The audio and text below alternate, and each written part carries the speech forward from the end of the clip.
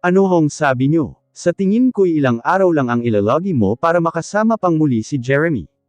Convince him to marry you. Pipilitin ko siyang pakasalan si Arlene, para mapilitan siyang oo sa'yo. Pero kung makasal ako sa kanya, hindi yun papayag na sasama ako kay Benedict at magpapakasal din. Maiintindihan niya din pag nabawi muna ang ama mo.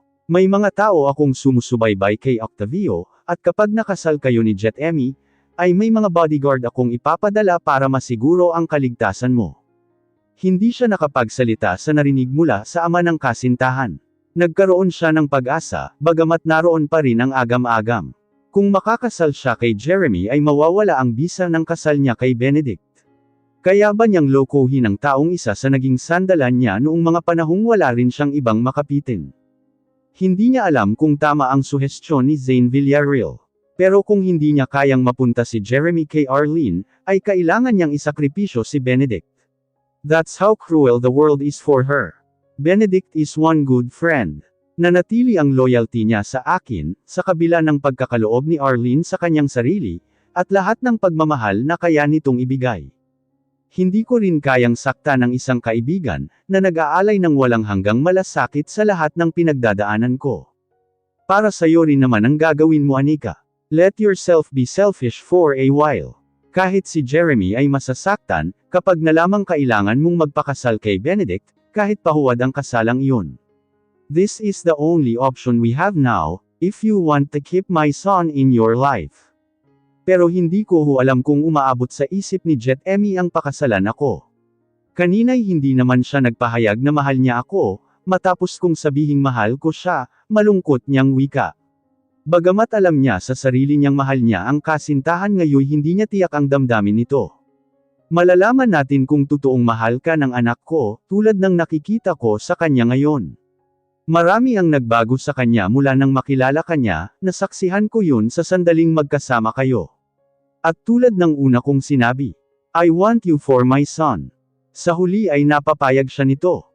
Higit anupaman, ang mahalagay mailigtas niya ang ama, nang hindi kailangang isakripisyo ang pagmamahal niya kay Jet Emmy.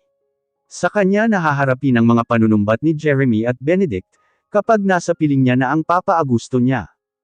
Promise me to keep this conversation between us. Hindi ko hawak ang damdamin ni Jet Emmy, he can be impulsive most of the times. Hindi rin natin dapat pagkatiwalaan si Arlene, dahil ama niya ang sangkot. Ano ang kailangan kong gawin? Sasabihin kong sa Lunes ay iaanunsyo ko ang engagement ni Jeremy kay Arlene, para madaliin niya ang pagpapakasal nyo.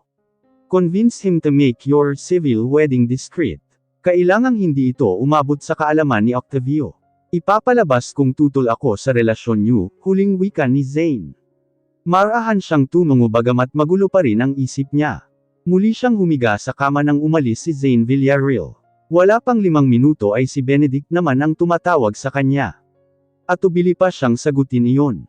Kumusta ka? Agad nitong tanong. Nagsabi si Arlene na nagkita kayo sa Maynila. Maayos naman ako. Anong napag-usapan niyo? Tanong niya imbes na siya ang tanungin. Hindi niya gustong makausap si Arlene ngayon, dahil alam niyang galit ito sa kanya. Na hindi pa siya makakabalik dito, sagot nito. But what I was worried about was a call from Octavio. Sinabi niyang kailangan mo ng tulong ko. Nagkita ba kayo? Yes, tipid niyang sagot. Ang sabi niya'y uuwi ka na dito. Sigurado ka ba sa desisyon mo? Kailangan kong harapin si Uncle Octavio, para malaman ko kung nasaan ang papa, matatag niyang wika. Huwag ka nang lumuwas, Benedict. Hintayin mo ako sa rancho. Sige, huwag kang mag-alala, paprotektahan kita at tutulungan kitang mahanap ang papa mo. Magtatanong-tanong ako sa rancho, baka sakaling may makuha akong balita. Marahan siyang napatango, kahit hindi naman nakikita ni Benedict. Habang kausap pa niya ito ay dumating na si Jeremy. Naningkit ang mga mata nito, nang marinig siyang nagpaalam kay Benedict. Hindi ka makikipagkita sa lalaking iyon, Anika, matigas nitong wika. Napakunot naman ang noo nito, nang makita ang mugto niyang mga mata. Hindi ako nakapagluto ng hapunan, wika niya para itago ang lungkot. Lumapit ito at iniharap ang mukha niya dito. Bakit mugto ang mga mata mo? Did my father talk to you? I saw his car left this building. Tutol siya sa relasyon natin, pagsisinungaling niya. Ang sabi niya'y ikakasal ka na sa iba. Napahilamos naman ito sa mukha, saka siya kinabig at mahigpit na niyakap. Halo-halong kaba at guilt ang nararamdaman niya sa mga pagsisinungaling na kailangan niyang gawin. I will talk to my father. Ang sabi niya'y next week na ang engagement niyo ni Arlene. Kailangan ko nang mag-resign. You are not leaving, Anika. Pero kailangan kong gawin, Jeremy. You just told me you love me, tapos iiwan mo ako. Kaya ka ba nakikipag-usap na naman sa Benedict na yun? Tuloy-tuloy nitong wika. Halata ang iritasyon sa mukha nito na lumayo sa kanya, at kumuha ng maisusuot na pamalit sa cabinet. What if? What if what? Tanong nito nang hindi niya itinuloy ang sinabi, wala. Ano nga? Hindi ko alam kung seryoso ka sakin, pero naisip ko paano kung magpakasal tayo ng lihim. Lakas loob niyang wika. Hindi niya gustong huminga sa isasagot nito. Mabilis naman nitong tinawid ang pagitan nila, at kinabig siyang muli. Why would you think na hindi ako seryoso sa'yo? Nakangiti nitong wika. Gusto na nga kitang dito patirahin, para magkasama na tayo. I think your idea is good. Bumitaw ito sa pagkakayakap sa kanya, at masuyong tinitigan. But I can give you the grandest wedding, sweetheart. Bakit kailangan nating ilihim? Minamadali ng daddy mo ang engagement niyo ni Arlene, mabilis niyang sagot. Kailangan niyang mapapayag ito sa isang sikretong kasalan, sa pagitan nilang dalawa. Saka na ang grand wedding, matatagalan pa ang pag-aayos nun. You have a point. Sigurado kang okay ka lang sa madali ang kasal. I don't mind, Jeremy. Basta't makasal tayo, yun ang mahalaga sa akin. So, kukunin na natin ang mga gamit mo sa apartment. Napangiti siya sa pagmamadali din itong polipotan siya sa kondo nito. Agad siyang tumungo. Ilang araw na lang ang natitira sa kanilang dalawa, bago niya ito iiwan ng pansamantala. Hindi ako nakapagluto ng hapunan, wika niyang muli nang makita sa bintana, na halos padilim na sa labas. Hindi naman siya pinansin ng kasintahan na lumayo ng bahagya sa kanya, dahil may tinatawagan na ito sa telepono. Hi, Ninong. Are you free tonight? Wika nito sa kausap. Napag-alaman niyang isang judge ang kausap nito, at nagpa-schedule agad ito ng civil wedding ngayong gabi. Sa labas na tayo kakain, at bibili na rin tayo ng wedding ring, agad nitong wika nang matapos itong makipag-usap. Isang malalim na halik ang ibinigay nito sa kanya, at isang mahigpit siya nitong yakap. Come on, we have to hurry. 8:00 ang kasal natin sa judge na kaibigan ni Papa.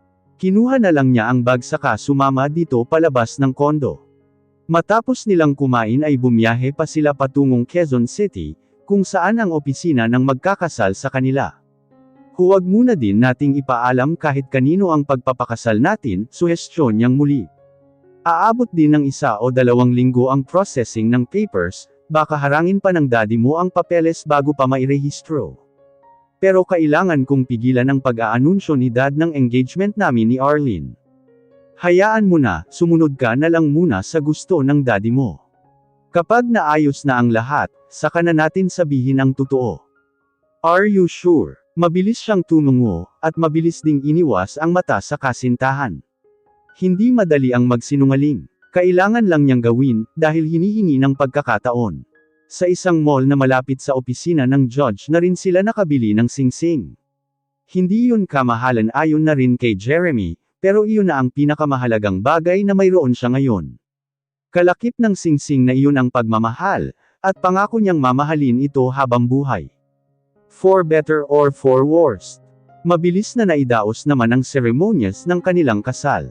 Alam niyang nakausap na ni Zane Villarreal ang judge, dahil alam na nito kung ano ang gagawin. Wala na ang sekretarya ko dito ngayon, wika nito bago sila papirmahin sa marriage certificate. Bukas ko na ipapatype ang mga pangalan nyo. Kailangan nyo lang pirmahan at ang sekretarya ko na ang bahala sa pagpa-file niyan sa munisipyo. Thank you, Ninong. Imbitado kayo sa grand wedding namin, wika ni Jeremy nang yamakap ang judge dito. Hindi ko akalaing magpapakasal ang pinakamailap na lalaki sa balat ng lupa, natatawang wika nito. At ako pa ang nagkasal sa inyo.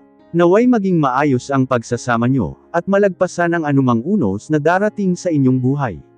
Sandali din itong yamakap sa kanya. Welcome to the family, iha.